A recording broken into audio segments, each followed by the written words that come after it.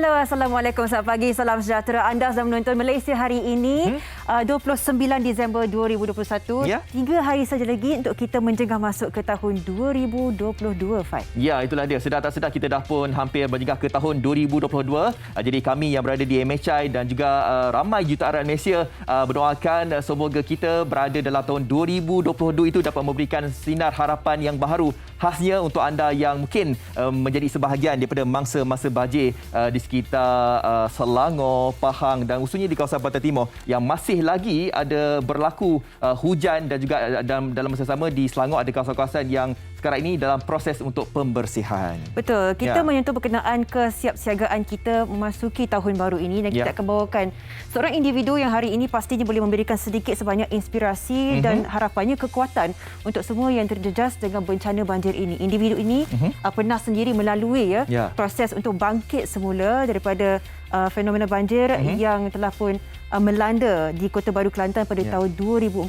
Jadi banyak perspektif termasuk kewangan, mengendalikan keluarga, menguruskan emosi, trauma. Itu yang kita bawakan sebentar saja lagi. Kita nak bawakan individu ini adalah untuk memberikan mungkin sesuatu untuk kita yang mungkin baru pertama kali menjadi mangsa banjir ini. Dan sudah pastinya ada cabaran-cabaran yang telah pun dihadapi oleh mereka ini. Sebab apa? Sebab khususnya untuk mereka yang berada di sebelah Pantai Timur, mereka ini mungkin sudah terbiasa dengan banjir ini. Kan? Jadi apakah mungkin sesuatu yang diberikan daripada individu ini khas untuk anda semua yang menjadi mangsa banjir ini? Apakah mungkin cabaran, trauma pun salah satu perkara juga, sebab trauma ini diberikan untuk mereka ini yang tidak pernah mengalami banjir ini. Jadi kesannya itu akan ada jangka masa yang terlalu panjang, dan kita ni yang mungkin tidak ada terkena banjir ini, kalau kita tahu ada saudara mara kita ataupun ada kenalan kita yang terkena musibah banjir ini, sekurang-kurangnya kita dapat memberikan perkabaran berita lah, kita tanyakan khabar apa yang diperlukan dan sebagainya. Mungkin itu salah satu daripada untuk kita nak memberikan kekuatan emosi kepada mangsa-mangsa banjir ini. InsyaAllah. Tentunya parut yang mendalam itu sudah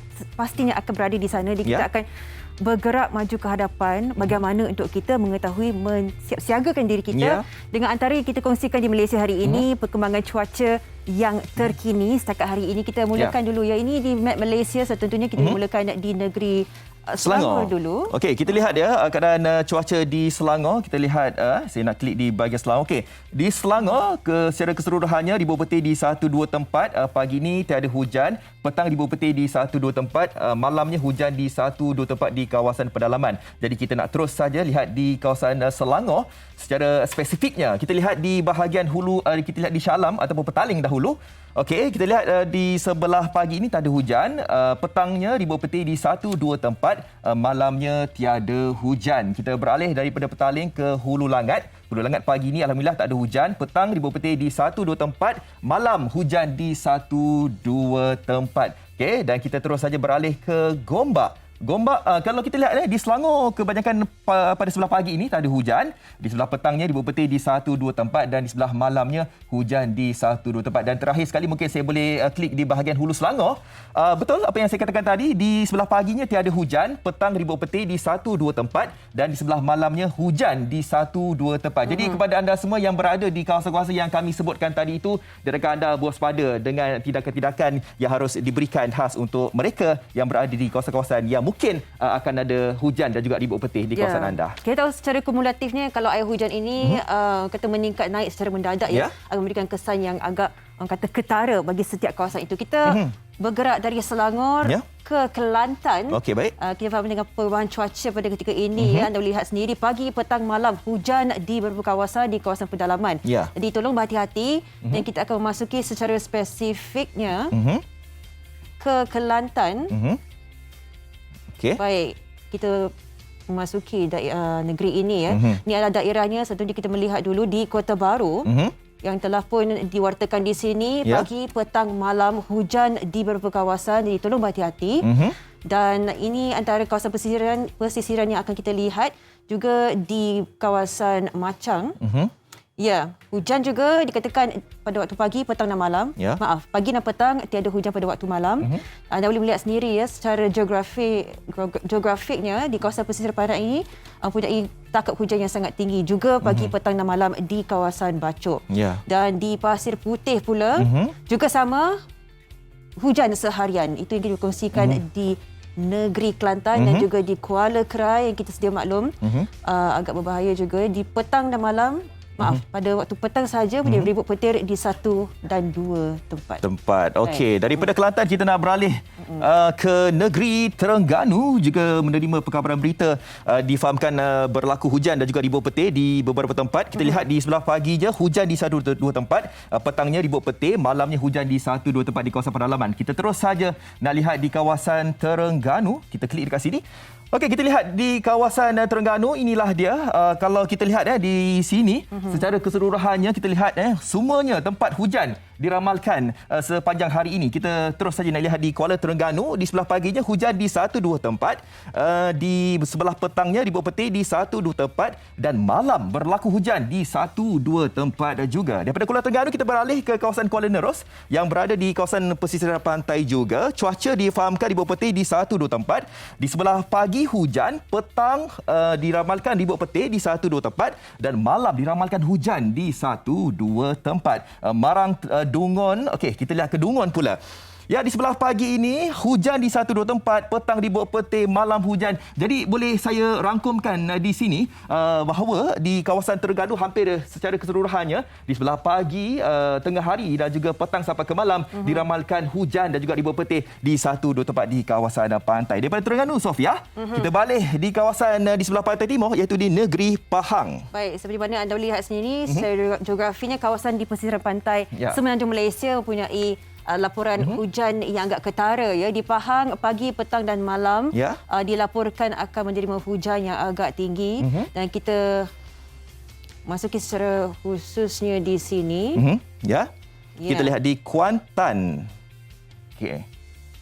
Okey, kita lihat di kita patah balik. Okey. Kita lihat di Pahang. Okey, kita patah balik. Okey. Spesifiknya di Pahang ya. Kuantan di sebelah atas, Sofia. Okey, Kuantan di sini menyatakan pagi hujan di 1-2 tempat, petang ribut petir di 1-2 tempat dan malam juga hujan di 1-2 tempat. Itu di Kuantan. Kita beralih ke Pekan pula. Juga menunjukkan takat hujan di pagi, petang dan malam di beberapa kawasan.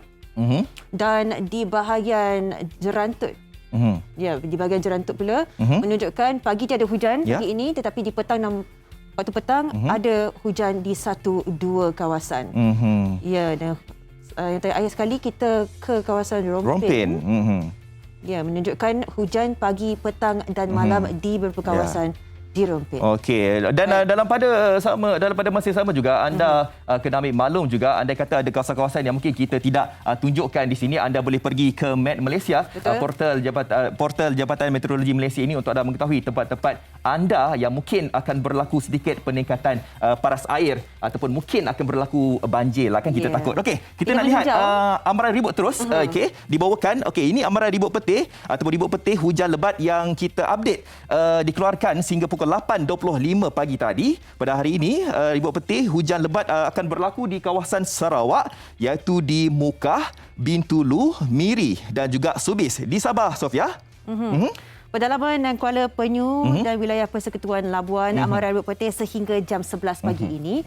Dan kita meninjau di bernama pula amaran hujan yang telah pun diwartakan untuk dimaklumkan kepada semua. Ini antara grafik yang boleh kita kongsikannya. Hujan lebat dijangka berlaku 30 Disember 2021 sehingga 1 Januari 2022 melibatkan keseluruhan Terengganu dan juga di Kelantan, khususnya di Tumpat, Bacok, Pasir Mas, Macang, Kota Baru, Pasir Putih, Jeli, Kuala Krai dan juga Tanah Merah. Di Pahang pula. Di Pahang pula, di daerah Jerantut, Pekan, Maran, Rompin dan juga di Kuantan dan termasuk juga di Mersing iaitu di Johor, dan di sebelah Sabah juga melibatkan 3 kawasan iaitu di Tawau, Sandakan dan Kudat. Ini bagi yang kawasan menunjukkan merah ini adalah kawasan untuk memberikan makluman waspada ya. Yap. Jadi tolonglah ambil maklum dan cakna dengan perubahan cuaca kita. Baik, itu boleh kongsikan setakat ini. Ya. Dan kita akan terus meninjau ke bingkisan pertama kita hari ini, Fad. Ya. Ini berkenaan dengan inisiatif orang ramai ya. Klinik veterina bergerak di lokasi banjir. Kita difahamkan Persatuan Perubatan Veterina Malaysia dengan kerjasama Persatuan Doktor Veterina Haiwan Kesayangan Malaysia menjalankan inisiatif untuk menghulurkan bantuan menyelamatkan haiwan-haiwan yang terjejas ataupun kata tersangkut dalam banjir juga. Betul. Jom berkata kita saksikan bingkisan ini iaitu Klinik Veterina bergerak di lokasi banjir.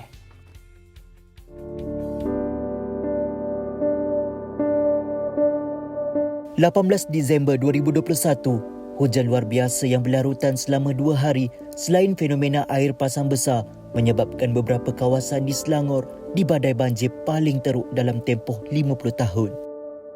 Selain membawa kemusnahan harta benda, bencana tersebut turut memberi kesan kepada haiwan peliharaan. Menyedari hakikat ini, Persatuan Perubatan Veterina Malaysia (MAVMA) dengan kerjasama Persatuan Doktor Veterina Haiwan Kesayangan Malaysia (MSAVA) telah menjalankan inisiatif dengan menghulurkan perkhidmatan rawatan kepada haiwan yang terkesan. Program Klinik Veterina Bergerak dianjurkan bermula 21 hingga 27 Disember lalu menawarkan rawatan asas secara percuma sebelum dipindahkan ke tempat yang selamat. Terletak berhampiran dengan Taman Seri Muda Shah Alam, klinik bergerak ini memberi peluang kepada orang awam untuk membawa haiwan milik sendiri atau yang terbiar menjalani pemeriksaan. Haiwan ini ada yang mengalami pneumonia sebab mungkin lemas sebelum dapat diselamatkan. Ada juga yang cedera. Bila tengok keadaan tu ada yang agak teruk lah. Jadi kami rasa sedih dan memang kami rasa terpanggil lah untuk menjalankan tanggungjawab kami sebagai doktor veterina. Ketika kru Malaysia hari ini membuat lawatan di sini, kebanyakan kucing dan anjing yang dihantar dalam keadaan kurus kering, hilang selera makan dan ada yang terkena jangkitan virus. Ada juga seekor anak kucing yang belum membuka mata dengan anggaran usia beberapa minggu ditemui tanpa ibu. Hati kecil kami turut tersentuh apabila melihat usaha para sukarelawan yang sedaya upaya membantu semua haiwan mendapat perhatian sewajarnya. Memang sibuk dengan mengajar, tetapi bila kita ada tambahan tanggungjawab dan passion, keletihan tu digantikan sebagai macam satu kepuasan. Sebab kita sendiri melihat dan membantu golongan yang memerlukan. Tak semestinya manusia tetapi juga animals. Siti Nur Syahidah Ahmad Suria, 26 tahun, antara individu yang memanfaatkan perkhidmatan klinik bergerak ini. Mengimbas kembali detik cemas ketika musibah banjir melanda, Syahidah tidak sempat untuk membawa keluar kucing-kucingnya kerana air naik sangat pantas. Sebenarnya kat rumah tu ada 5 kucing. Jadinya boleh bawa 1 je. Yang lain semua tinggal kat rumah. Tinggal dekat dalam sangkar. Tapi sangkar tu kita orang dah naikkan lah. Tapi somehow diorang boleh selamat dalam sangkar tu. Rasa lega lah. Macam tak tahu macam mana diorang boleh selamat. Tapi rasa sangat lega lah. Sangat lega. Berbeza pula dengan Alfi Rizal Hilmi. Dia menjumpai seekor anak kucing dalam keadaan sebelah kakinya terhempap dahan pokok. Saya terdengarlah bunyi macam kucing mengaung. Saya pun cari, jumpa dia terhimpit antara banyak-banyak kayu dekat sana.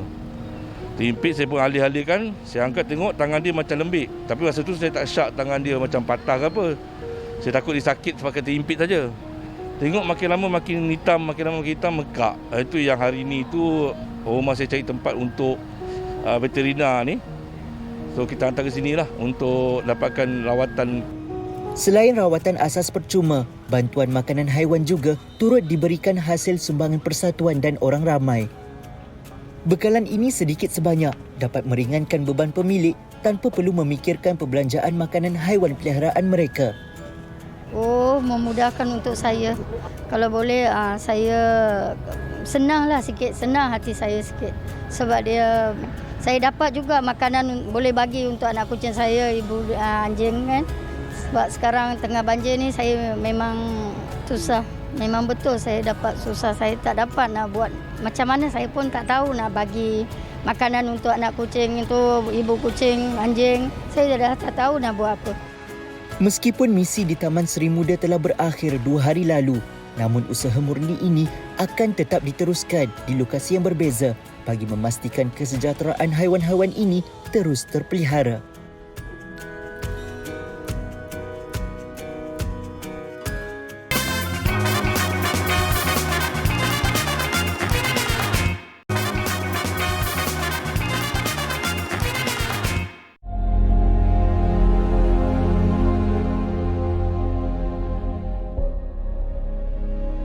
Susulan tragedi banjir yang berlaku di beberapa negeri sejak minggu lalu, pelbagai bentuk bantuan telah diwujudkan daripada kerajaan persekutuan ataupun negeri bagi meringankan beban mangsa yang terjejas. Antaranya bantuan wang ihsan, ketua isi rumah yang terkesan akibat bencana banjir akan menerima sebanyak RM1,000, manakala waris kepada mangsa bencana yang meninggal dunia akan menerima RM10,000. Kerajaan Negeri Selangor pula mengagihkan bantuan berjumlah RM1,000 mulai hari Rabu kepada keluarga yang terkesan. 23 Disember lalu, Kerajaan Negeri Pahang mengumumkan bantuan tambahan kepada setiap ketua keluarga yang terjejas, iaitu bantuan khas bencana banjir sebanyak RM500. Selain itu, ada juga bank yang menawarkan pembiayaan kewangan peribadi tanpa faedah My Ringgit I Banjir sehingga RM10,000. Diharapkan segala bantuan yang diberikan oleh pelbagai pihak sedikit sebanyak dapat membantu mangsa banjir untuk bangkit semula selepas melalui tragedi hitam baru-baru ini.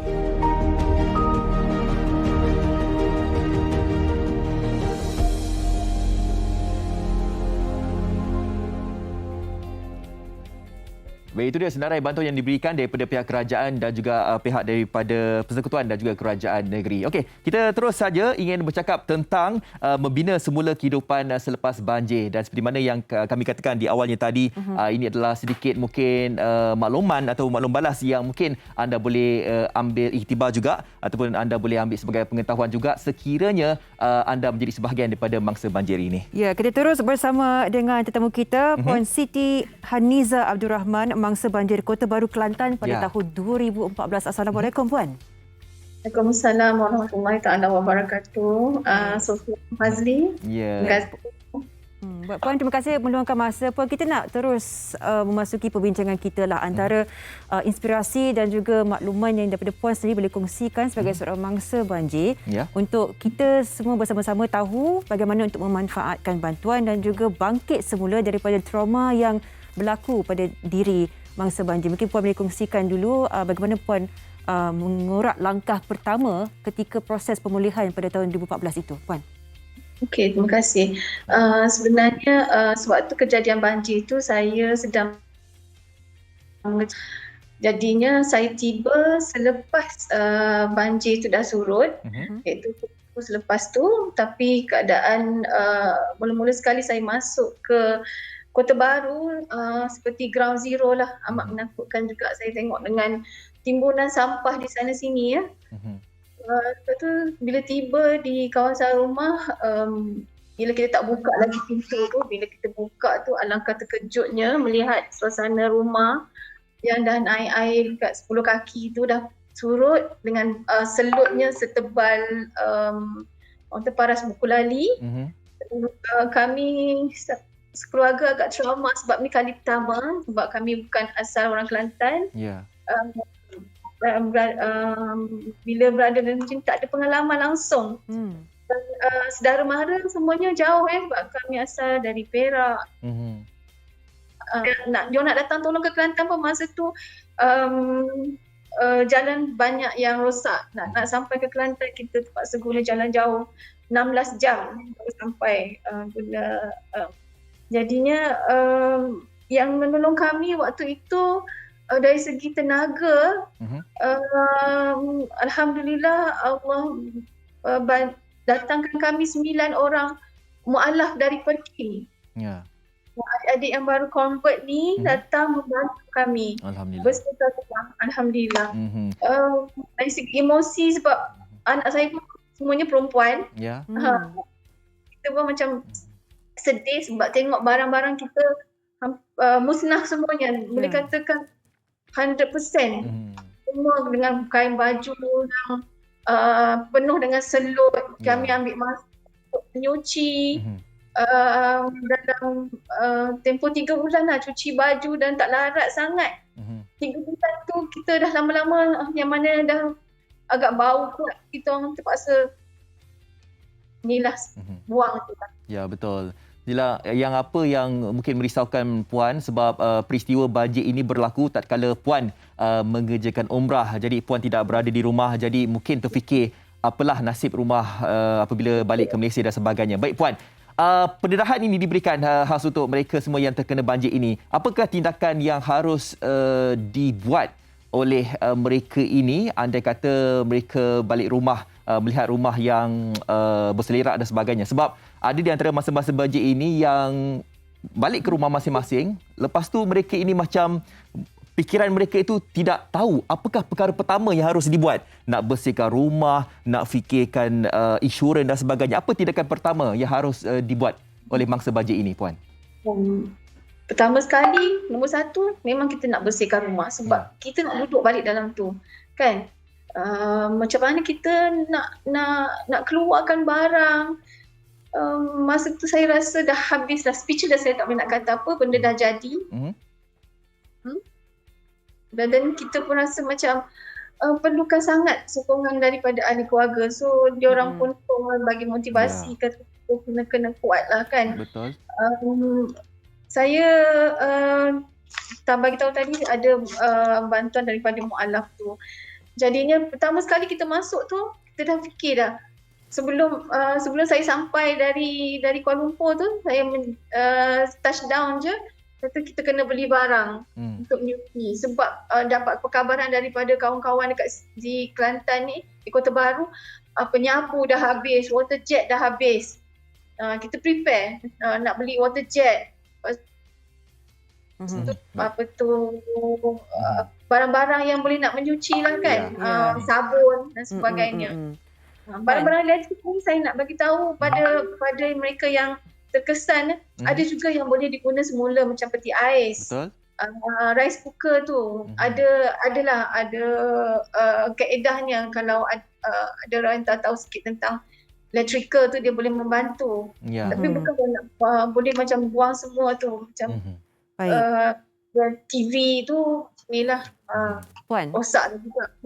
kita difahamkan kerosakan keseluruhan rumah Puan, peralatan rumah, kereta dan sebagainya mencecah sehingga RM50,000 ya, tak silap kami. Jadi bagaimana Puan menguruskan daripada sudut insuransnya, claim dan sebagainya bagi mangsa-mangsa ketika ini yang tidak tahu untuk mengambil langkah pertama daripada sudut pampasan kewangan dan sebagainya dalam sudut insurans lah Puan? Tentang insurans tu pergi ke bank lah, dia akan menguruskan bahagian insurans,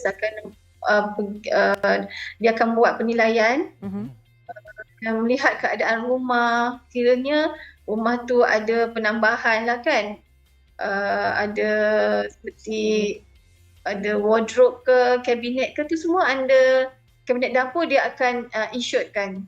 Jadi saya rasa masa-masa banjir seperti yang pemusnahan agak teruk di Kuala Langat, Seri Muda, semua tu boleh pergi ke bank. Kereta juga pada masa 2014 tu, saya kereta tak dibawa insurans lah, tak dapatlah claim tu. Kereta saya habis selut. Kerugian tu memang banyak lah, dekat RM50,000. Tapi pada saya harta benda tu tak dapat diganti dengan Ya, Puan, apakah mungkin Puan melihat perkara ini berlaku kepada mereka yang terkena musibah banjir besar ini berlaku pada tahun 2014?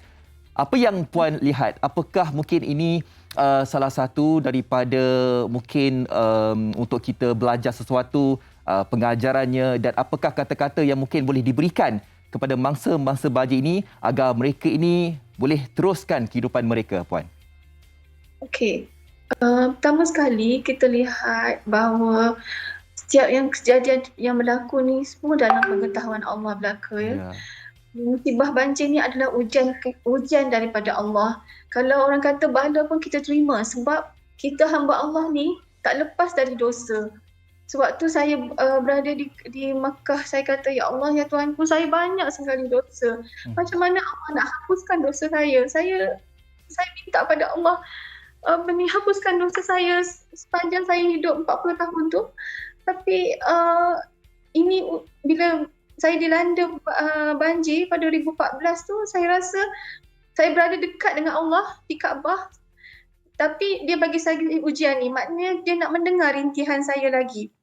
Jadi saya rasa kita jangan bersedih. Allah sentiasa bersama kita. Allah tahu apa yang terbaik untuk kita dan Allah akan gantikan yang lebih baik untuk kita nanti. Allahuakbar. Baik, Puan melihat lebih baik lagi. Ya, Jadi be positif, insya-Allah. Puan memang boleh memberikan positivity yang sangat kukuh ya bagi rakyat Malaysia yang ketika ini sangat-sangat terkesan. Puan, untuk pengetahuan ramai, berapa lama atau berapa tahun yang diambil oleh Puan dan keluarga untuk bangkit semula daripada segala kerosakan, memperbetulkan haluan kehidupan untuk kembali normal? Berapa lama tu, Puan? Okey, untuk yang pertama sekali, fasa pertama, 3 bulan pertama tu ialah menyuci dan membersihkan rumah. 3 bulan pertama tu amat-amat orang kata mencabar. Sebab lepas kita cuci, datang balik selut tu nampak lagi. Dan kita water jet balik. Banyak kali kerja-kerja penyucian dengan pinggan mangkuknya kami terpaksa steril. Basuh dengan air panas, kain baju hantar Dobi. Masa tu Dobi layan diri pun queue macam nak pergi ambil tiket tengok bola sampai pukul 2 pagi. Okey, dalam masa setahun tu barulah betul-betul kita dapat orang kata pulih seperti sedia kala. Sebab masa pertama tu dengan orang kata keuangan tu habis banyak dengan betulkan kereta kan. Baik, setahun lah yang diambil untuk bangkit semula betul. Okey, baik, terima kasih. Lebaran tu ada setiap kali hujan tu walaupun Allah baru je beli barang balik. Tapi saya sangat ahli keluarga, sangat murah hati, keluarga sebelah suami saya, sebelah. Baik, terima kasih Puan. Okey, dan kita tahu bahawa andai kata hujan lebat dan sebagainya walaupun dah 7 tahun tapi masih lagi merisaukan Puan kan yang berada di Kota Baru itu. Baik, terima kasih Puan di atas masa yang diberikan dan memberikan kita mungkin inspirasi dan juga pengetahuan sedikitlah andai kata kalau kita ini terkena atau menjadi sebahagian daripada mangsa banjir. Terima kasih Puan. Assalamualaikum. Sama. Okey, apa yang Puan katakan tadi tu penting juga untuk bahagian elektrik tu, Sofia. Sebab kita pun ada lihat juga video-video yang memaparkan andai kata ada TV, ada peti ais dan sebagainya. Kita jangan buang sahaja. Kadang-kadang barang elektrik tu kita boleh guna pakai. Itu kita kena ambil tahu juga. Setiap aspek perlu ada penilaian sedikit sebanyaklah untuk memastikan kita tidak membazir. Baik, kita akan berehat seketika. Semoga perkongsian tadi memberikan sedikit sebanyak inspirasi untuk kita menelaah bersama-sama bagaimana untuk bergerak ke hadapan. Kita berehat seketika. Sekembalinya banyak lagi pengisian hanya di Malaysia hari ini.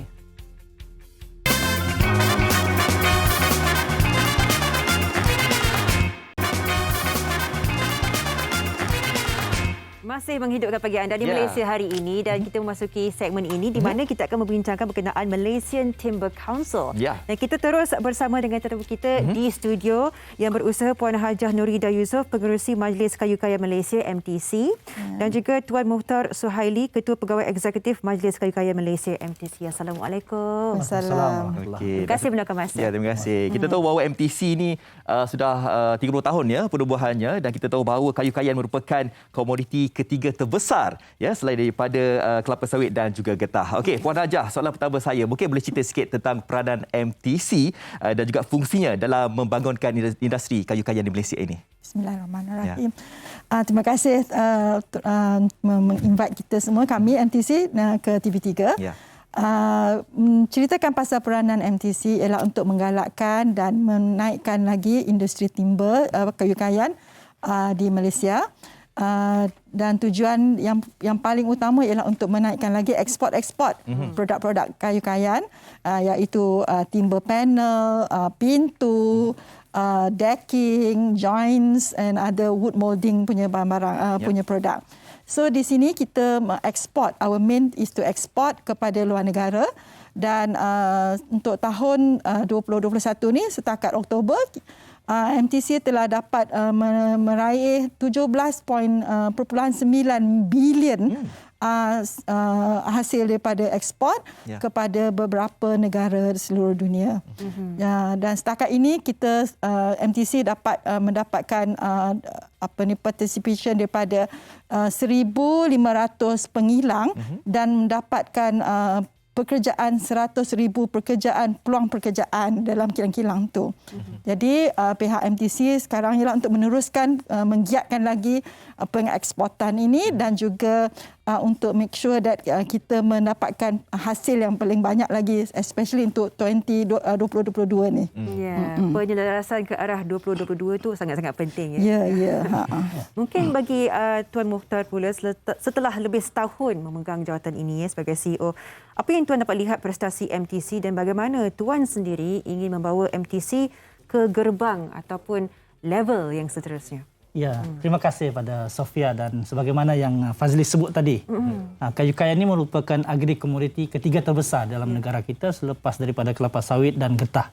Jadi kita adalah industri yang ketiga terbesar dalam negara kita. Jadi di MTC ini sejak saya menjadi CEO, kita ada telah menghasilkan roadmap pada MTC yang mana kita ada 4 trust, ada 12 focus areas dan juga 7 must wins yang kita nak laksanakan. Dan 4 fokus areas ni, 4 trust utama ni, yang pertama tentang bagaimana kita nak membangunkan dan mengembangkan industri. Yang kedua ialah tentang kebijaksanaan pemasaran.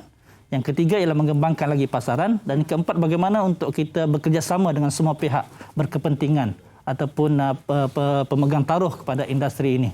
Jadi banyak program-program yang baru yang kita laksanakan sepanjang tahun ini. Contohnya seperti Young Entrepreneur Society. Bagaimana membawa anak muda dan orang-orang yang berminat dengan industri kayu kayan ini untuk terlibat dengan kita. Kita ada program Engineer Placement and Internship Program. Kita ajak bawa pada jurutera-jurutera lulusan universiti dan juga graduan-graduan yang berminat dengan industri ini, dan kita tempatkan mereka dalam industri kayu kayan ini supaya kita nak bergerak pada industri revolution 4.0, revolusi industri 4.0. Ada program yang lain, contohnya seperti Timber Reality, yang mana dengan COVID ni kita tak boleh berjumpa secara fizikal. Jadi untuk mengembangkan pasaran, kita ada program Timber Reality, yang mana kita ada the first ever Malaysian Timber Virtual Mall yang kita wujudkan, Timber Reality. Dan yang keempat yang saya suka nak kembangkan juga tentang Timber Design Incubator Program, yang mana kita hasilkan reka bentuk produk baru yang berkaitan dengan kayu kayan, perabot dan juga perkara-perkara yang berkaitan. Jadi program-program baru yang kita perkenalkan.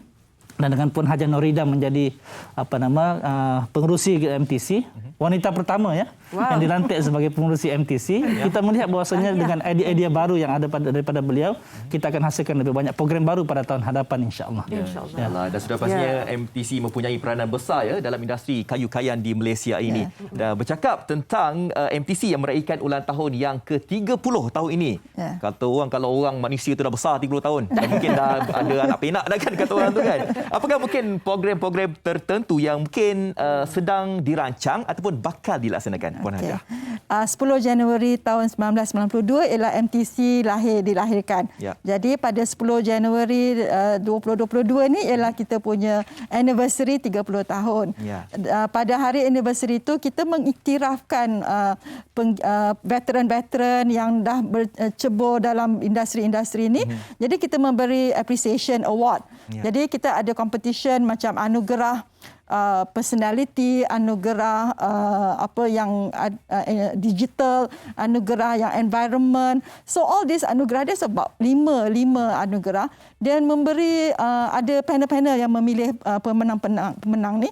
Jadi dia memberi excitement kepada pemain-pemain industri ni supaya nanti moving forward dia akan bekerja keras dan dia orang akan jadi di-appreciate lagi. Jadi lagi satu lagi, kita akan meneruskan lagi kita punya penetration kepada dunia global. Jadi in Januari nanti kita akan ke Dubai, ke Dubai Expo. Kayu kayan akan berada di Dubai selama 10 hari membuat expo, dan kita invite pemain-pemain industri dan satu dunia untuk melawat Dubai Expo tu. Selain pada itu, MTC ada pejabat di Houston, di Rotterdam, di India, di Jeddah dan di Dubai. Jadi di Guangzhou juga. Dan di Guangzhou di China. Jadi next forward kita akan mengembangkan lagi kita punya penetration in satu dunia. Jadi di mana-mana yang kita tak bertapak, kita akan bertapak insya-Allah nanti. Insya-Allah. Tadi ada satu orang kata kejayaan yang sangat kukuh dah boleh dilihat menjadi kukuh di mata dunia ya, penetration di begitu banyak benua dan juga negara. Dan akhir sekali Tuan, bila kita telah pun sampai ke penghujung rancangan ini, kita memberikan satu orang kata persepsi pada khalayak ramai untuk mengetahui lebih banyak lagi tentang industri ini, apa yang boleh disampaikan kepada kesemua penonton Malaysia hari ini. Ya, saya rasa saya suka nak sebut bahawasanya dengan menteri kita sekarang ni, yang berhormat Datuk Hajah Zuraida Kamaluddin, dia menyebut tentang beberapa perkara yang kita nak fokus. Contohnya seperti circular economy. Kita juga sebut tentang ESG, environmental sustainable governance dan sebagainya. Jadi MTC kita akan bergerak ke hadapan dan terus berdaya saing dengan memastikan gerak kerja kita ni adalah yang sustainable ataupun lestari dalam bahasa Melayu kita dan mampan. Dan kita memastikan bahawasanya pengurusan hutan kita yang terbaik dan industri kayu kayan kita yang akan terus berkekalan sebagai sumber ekonomi kepada negara. Jadi banyak lagi yang kita nak sebutkan. Cuma kalau ingin mendapatkan maklumat lebih lanjut, boleh layari website kita di www.mtc.com.my dan juga di social media kita. Kita ada Facebook, Twitter, Instagram, LinkedIn yang kita hampir hari-hari kita update ataupun kemas kini tentang program-program kita, dan kita yakin dan percaya insya-Allah dengan bantuan semua, dan terima kasih pada TV3 untuk menjemput kita pada hari ini dan war-warkan segala program kita. Jadi jangan lupa kita jemput TV3 lah untuk membuat sekali liputan semasa sambutan 30 tahun kita pada 10 Januari 2022 di Grand Hyatt Kuala Lumpur. Insya-Allah. Insya-Allah. Tadi Tuan Mokhtar ada memberitahu bahawa Puan Hajah Norida merupakan pengerusi wanita pertama. Jadi dalam ni ada sikit masa ni, saya nak tanyalah kepada Puan Hajah, sebab difahamkan hampir 2 bulan memegang jawatan sebagai pengerusi. Dan apakah yang mungkin Puan Hajah melihat MTC ni kita boleh bawa ke gerbang yang seterusnya? Selama 2 bulan saya rasa there's banyak benda-benda yang saya dah belajar, terkeib, dan saya even semalam saya ke Batu Kikir Kuala Pilah untuk pergi tengok nursery untuk replanting. Jadi saya rasa sebagai wanita tidak ada halangan. Is no gender inequality. Jadi sebagai wanita, even ramai banyak lagi ada pengilang-pengilang sawmill yang ada di owned by wanita di Melaka. Di Subang ada wanita yang ada kilang buat perabot. Kita pergi di Johor Batu Pahat. Jadi semalam kita pergi ke kilang di Batu Kikir, kita pergi kilang dekat Kuala Terengganu. Banyak juga dalam tu pekerja-pekerja wanita. So, wanita-wanita luar di sana, jangan takut, jangan gusar. It's like you can do it. You can do it. Nothing can stop you. Itu semangatnya. Dan disebutkan tadi Tuan Mokhtar ada sebutkan berkenaan dengan daya saing yang perlu diwujudkan. Kita memasuki tahun 2022 dan kita telah pun melalui 2 tahun yang sangat mencabar sebelum ini. Jadi untuk kita merancakkan semula industri ini untuk mendapatkan lebih ramai tenaga kerja yang bijak, yang lebih kata berdaya saing lah seperti disebutkan. Apakah antara langkah yang perlu diwujudkan juga untuk memastikan kita mempunyai tenaga kerja yang berkualiti? Salah satu yang kita sebut tentang business transformation. Business transformation inilah kita nak lihat bagaimana supaya syarikat-syarikat sedia ada ni boleh anak-anak mereka yang akan mengambil syarikat ini adalah up to date, maksudnya. Yang millennials yang boleh menjadikan syarikat mereka lebih berjaya maju dan berkembang ke hadapan. Berkenaan dengan pekerja tadi. Sebab itu kita banyak tentang knowledge talent. Kita nak hasilkan jurutera masuk pada industri ini. Kita walaupun saya Puan Hajah sebut tadi, kita lebih kurang 140,000 pekerja dalam industri ini, lebih 100,000. Kebanyakannya adalah daripada luar negara. Kita juga nak lahirkan talent daripada tempatan orang lokal yang boleh masuk dalam industri ini. Jadi saya rasa keyword apabila menyebut tentang pekerja ini, knowledge talent itu penting. Talent yang ada, yang berkemampuan, berkemahiran, ada keupayaan untuk membawa industri ini lebih maju ke hadapan. Kita selalu saya sebut tadi tentang Industry Revolution 4.0, revolusi industri 4.0. Kita bercakap tentang automation and mechanization. Macam mana daripada industri sekarang yang orang selalu sebut tentang 3D. Dirty, dusty and difficult. Tapi kita nak bawa industri ini supaya orang berminat. Bahawasanya industri ini boleh pergi kepada industri revolusi 4.0 dengan penggunaan mesin, dengan penggunaan teknologi, dengan digitalisasi dan sebagainya. Jadi saya yakin dan percaya dengan program-program yang MTC ada ini dan banyak idea baru daripada pengerusi kita ini dan menteri pun banyak bagi input-input yang sangat bermakna. Saya rasa kita boleh membawa industri ini lebih maju ke hadapan dan lebih berdaya saing. Dan insya-Allah bulan Januari sebut tadi kita akan ke Dubai. Dan selepas itu kita juga akan ke Amerika Syarikat dan Eropah untuk melihat bagaimana untuk mengembangkan lagi industri kayu kayan dan produk kayu kayan kita di seluruh dunia, insya-Allah. Kita doakan yang terbaik untuk MTC. Terima kasih banyak, Sofia. Semoga integrasi talent dan juga orang kata teknologi itu diselaraskan untuk memasuki tahun 2022 yang lebih hebat lagi. InsyaAllah. Di samping menyumbang kepada pendapatan negara, dalam masa sama juga memberikan peluang pekerjaan sebenarnya khas untuk kita semua. Baik, terima kasih diucapkan kepada Tuan Mota Suhaili, CEO MTC. Juga terima kasih kepada Puan Hajah Nurida Yusof, pengerusi MTC. Tahniah sekali lagi Puan ya. Puan Hajah atas dilantikan sebagai pengerusi.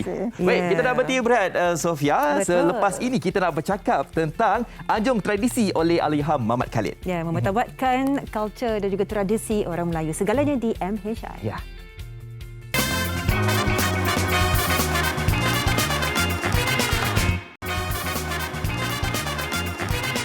Kembali lagi pastinya di Malaysia. Hari ini kita terus saja nak bercakap tentang anjung tradisi oleh Allahyarham Mamat Khalid ini. Ya, kita bawakan anjuran yang bertahun ini buat kali ketiga. Jom kita saksikan. Jom.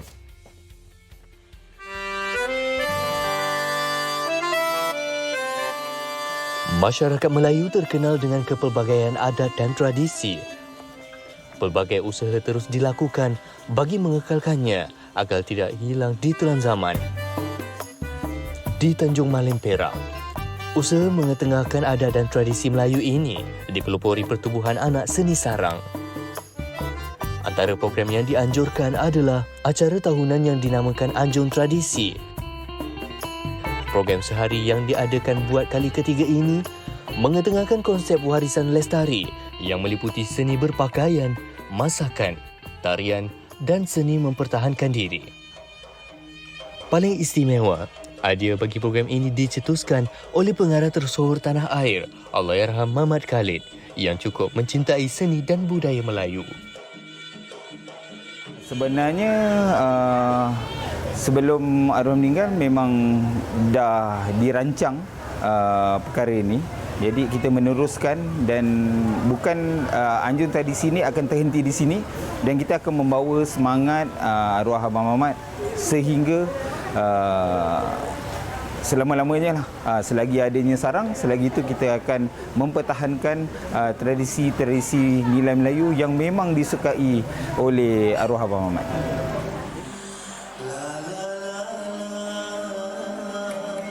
Selain persembahan silat, pengunjung turut dihiburkan dengan persembahan tarian oleh pelajar dari Universiti Pendidikan Sultan Idris atau UPSI dan persembahan Dikir Barat daripada kumpulan Dikir Mu'ahlim Warriors.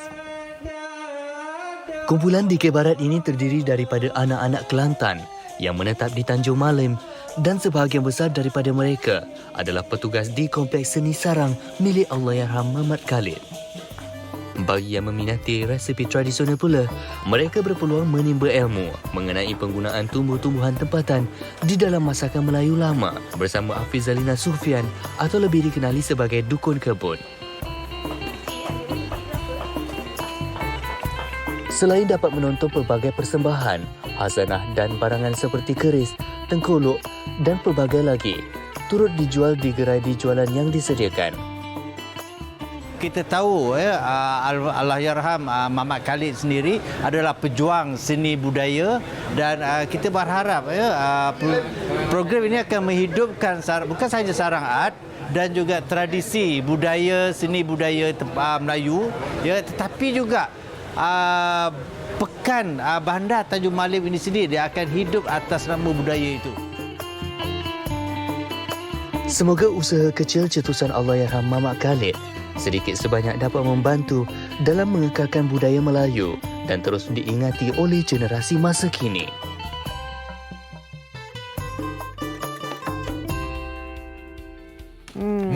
selain program yang tentunya dicetuskan oleh pengarah tersohor tanah air, Allahyarham Muhammad Khalid, yang dikenali dengan kecintaan beliau terhadap budaya Melayu. Ya, betul. Okey, kita terus saja nak beralih ke meja medsos hari ini, Sofia. Ini satu perkabaran berita untuk mereka yang ambil vaksin Pfizer ataupun AstraZeneca. Kalau sebelum ini tempohnya 6 bulan kan? Tetapi yang dipaparkan di sini, semasa untuk dos penggalak Pfizer AstraZeneca dipendekkan menjadi 3 bulan sahaja. Okey, Menteri Kesihatan Khairi Jamaluddin berkata pihaknya menjangkakan sebahagian penduduk mula menerima dos penggalak masing-masing pada Januari dan Februari depan, Sofia. Ya. Dan tentunya diberikan keutamaan bagi mereka yang mengikut turutan umur dan juga status kesihatan. Tapi alhamdulillah dipendekkan supaya kata perlindungan maksimum wujud di kalangan rakyat kita. Dan saya rasa ini adalah satu langkah yang mengikut keperluan semasa dengan jangkitan Omicron dan sebagainya. Ini diperlukan. Betul. Kena refresh selalu aplikasi MySejahtera. Kawan saya refresh semalam, hari ni dah dapat temu janji dah. Itu kita kena refresh selalu. Saya duk refresh setiap hari tak apa lagi. Okey, apa pun terima kasih meluangkan masa kami. Kita kembali bersama anda di esok hari. Jumpa lagi Malaysia hari ini dan esok kita akan paparkan penyakit bawaan air. Jumpa lagi. Assalamualaikum. Bye. Bye-bye.